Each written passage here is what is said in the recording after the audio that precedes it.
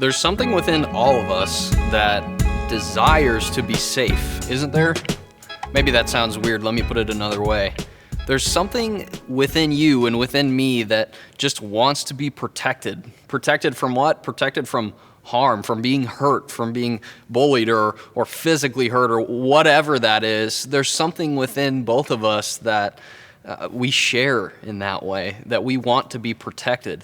And King David, who wrote most of the book of Psalms, whether it be poems or prayers or songs, he felt that same way. He felt the same desire to be protected. In fact, in Psalm chapter 4, in verse 8, David writes, "In peace I will lie down and sleep, for you alone, O Lord, will keep me safe." Yes, he shared that desire to be safe, but also what he's tapped into is something that we can learn from as well, and that is the ability to rest.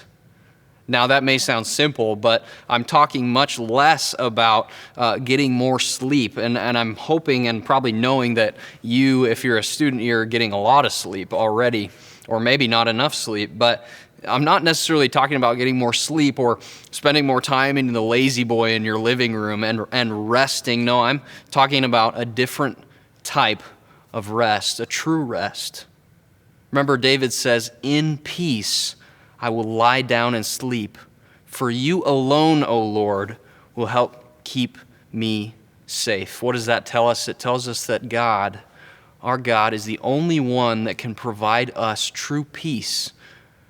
He's the only one that can unclutter our soul, help us to focus on things that aren't making us anxious, help us to pull us out of situations that are making us feel anxious and actually give us time to breathe and rest. So one of the things that I want you to do with me real quick is just take a deep breath in and out, because that's one of the things that we have to practice together. We can't experience rest. We can't experience true rest and uncluttering and that process of pulling out of our anxiety unless we slow down, because that's part of our problem, isn't it? Is just being in a hurry. King David knew that he needed to, in peace, lie down. And that's what I want to challenge you with today, is how can you slow your life down in order to unclutter it, even if you feel like you're not old enough or to a stage in your life enough where you're super busy. I know that you can benefit from resting, slowing down, and processing what's going on, because that's what God desires of you. After you're done praying, don't leave, just stick around for a little bit, because I'm going to challenge you and leave you with just one more closing thought.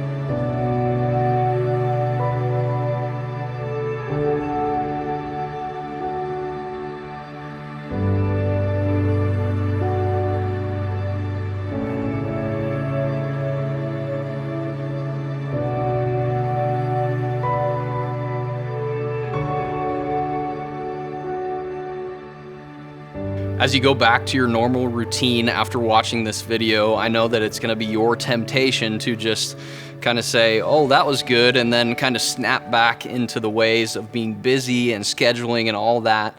But can I challenge you with the question, what's making you anxious?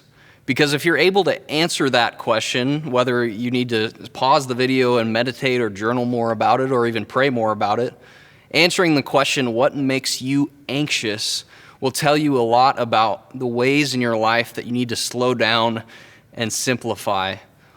I'm going to challenge you again, too, to just open up a conversation with your Creator. Tell Him what's making you anxious, because as much as you tell your youth pastor or parents or teachers or friends, that's great and is helpful, but talking to your Creator is going to be the best thing that you can do. Thanks for taking the time to watch this video, and we'll see you soon.